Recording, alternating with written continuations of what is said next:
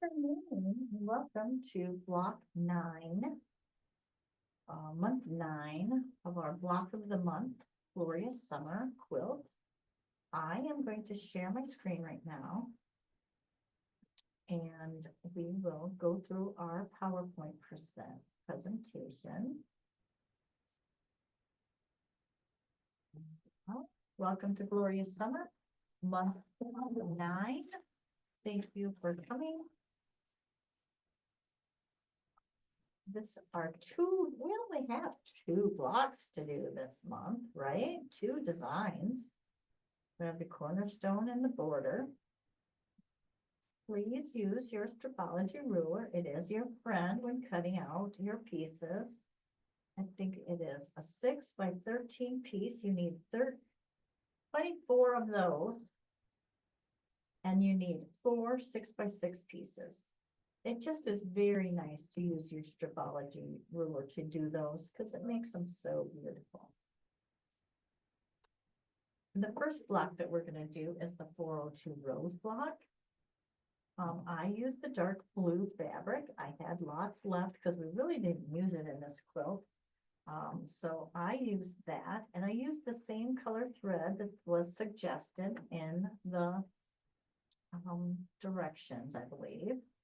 But you can use whatever thread you want. They're your cornerstones, so do you, right? And you'll make 4 of those, 1 for each corner. Next, you do 24 of these outer border blocks. How fun is that?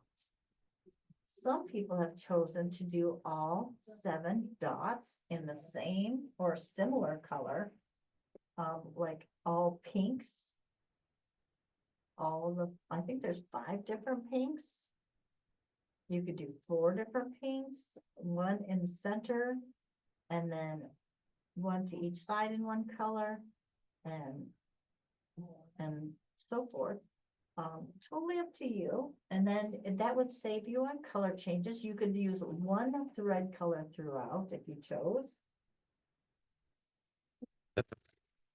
So that would save you a lot of time switching threads and things like that. Centering your block is really important with this one, especially if you're doing a multi-hoop on your block. So be very careful, and I'll show you 2 different methods of centering your blocks in the hoop, okay? We'll go to a machine and we'll do that in a little bit. Here are some of the buttons that we needed for doing that pinpoint placement. I'm going to go through that carefully with you so you'll understand how to use pinpoint placement with this. Here is some photos of pinpoint placement. This is before it is set, so there is no yellow ring around that. We'll dig deeper into that. This is how multi-hooping looks. The first photo on the right-hand side of that, you can see where I tore out that block. You could either leave it in or take it out like I did here. And that way I can get 2 in a maxi hoop. You could put 4 in the new giant hoop that goes on the 990, or put 3 in the jumbo hoop that goes on the 880. So a few different options for you. One of these will fit in that mega hoop that our 500 series people use. If you do not have a mega hoop or a maxi hoop, you will be using the large oval hoop, which entails 2 hoopings. And that is really all there is to this. Then you will be putting those border pieces together. You'll trim them down, sew them together, and put them on your quilt. Escape here, and we'll close out of that for now. We'll go back to our Zoom. There, we're back. So now I'm going to go through, let me get my other camera hooked up here real quick. Just put it on here. That way you'll be able to see the screen better. second.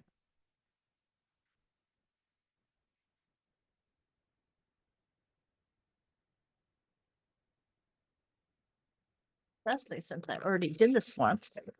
I'm a pro at it, right? Let me switch cameras real quick.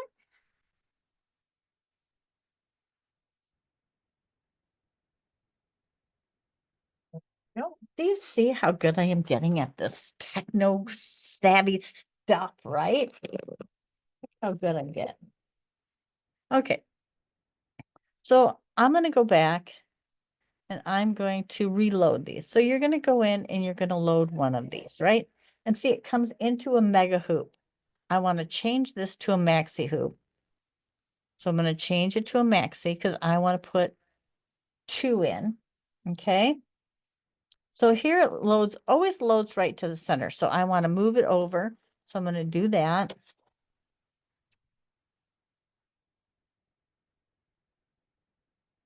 I'm just going to move it over. Right. And now I want to add another one. So I'm going to go in here. I'm going to duplicate it. The box with the box behind it, that's your duplicate button. So it'll always load to the center. And now I want to move that one to the left. So I'll move that one to the left. Give me a little bit of room there, right? So now when we're looking at our elevator here, we have the bottom one shows both together. And each layer shows each one separately. So first, there's 2 methods to centering this, right? Let me stick my hoop on here. It won't center without a hoop on there. Okay. Is I need to make sure that the fabric, when I put it in, is centered. So I'm going to go to check. This is one way to do it, right? I can go to check. It's going to go to the top left corner of my block. I want to check the center. So this one checks all the corners, the arrows. This bullseye will take you to the center of your block. Okay, so now it's at the center. So now I can fold my fabric 2 ways to find the center point, and then I can place that center point here and then unfold the fabric and it'll be centered. Now you can eyeball this so that you make it centered this way, but you're never totally sure that it hasn't done that number on you, like weave to the left or weave to the right, right? You know you're at the center, but it could not, the fabric might not be totally straight in the hoop. So there is a way to make sure that that is totally straight in the hoop. To be very honest, I use check for 80% of my block placement. We have enough wiggle room with our fabric that I'm able to straighten that out in the hoop.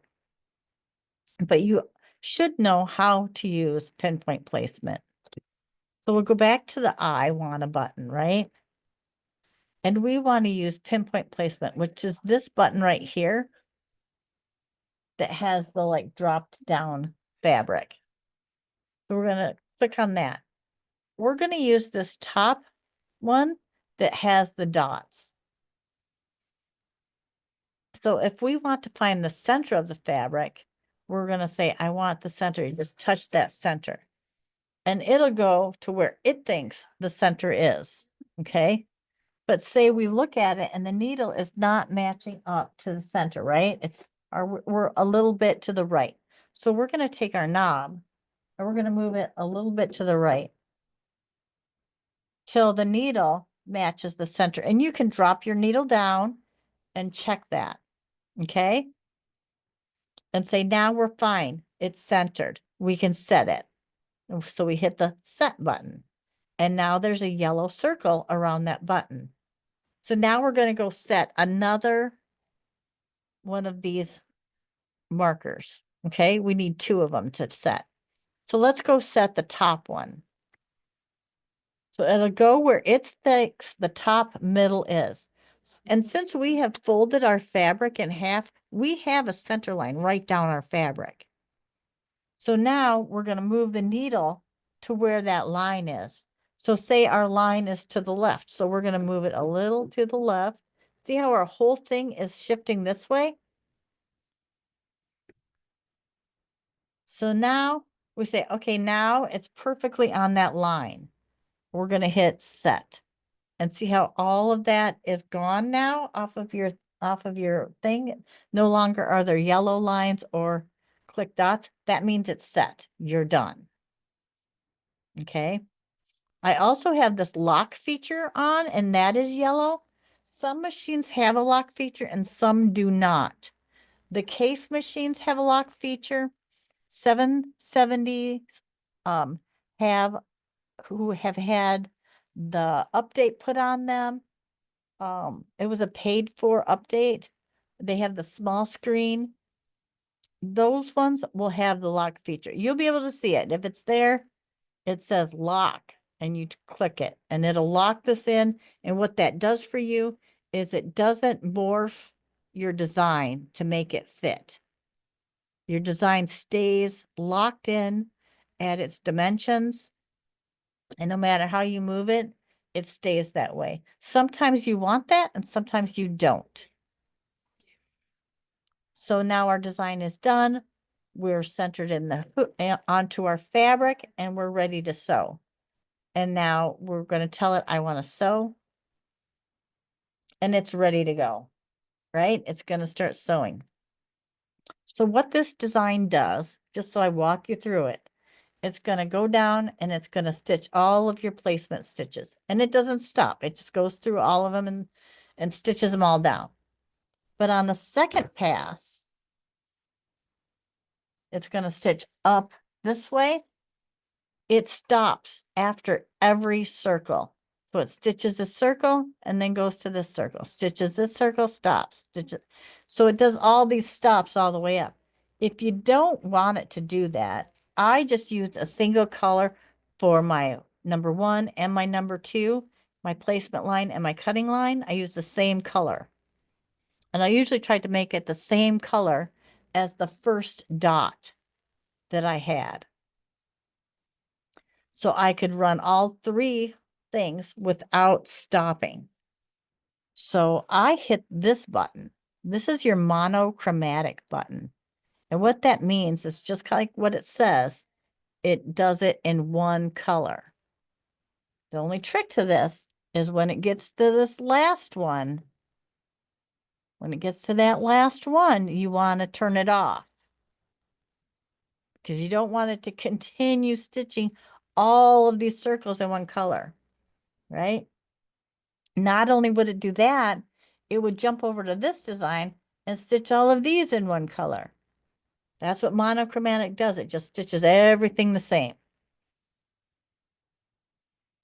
So that's that. So we talked about monochromatic. We talked about pinpoint placement. I can show you my quilt if you want to see my quilt. There she is in all of her glory. All done. All the borders done. And you see on my quilt, I did all of my dots different. I did, let me take it off of here real quick so I can get you close up. I'll try to remember the questions all my ladies asked when they were on earlier. So what I did is each block, I did each one of these, I did 4 times the same colorway. So you'll find that one there, and then it's up here. So it's the first one in each sequence, okay? So there's 4 of each of those, or 6 of each one. So I did 6 different colorways and made 4 of each because there's 4 sides on a quilt, right? So that's what I did. Some people have chosen to do all different pinks and then use one color of thread. One of my people just said they wanted to do these all in blues. And then just use one color thread. Not having to change colors will save you a lot of time. Someone asked if I trimmed around all the circles. I did. I always do my tack down to make sure that my fabric is inside of the lines, so I don't have any fabric poking out from under my stitches. I don't know if you see it on these. There's little bits of fabric you can see coming out here. But these were really hard to trim around. But all done, all beautiful. If you have questions, you're always welcome to email me, call the shop. But what a journey this has been. So we do have a wrap-up party scheduled for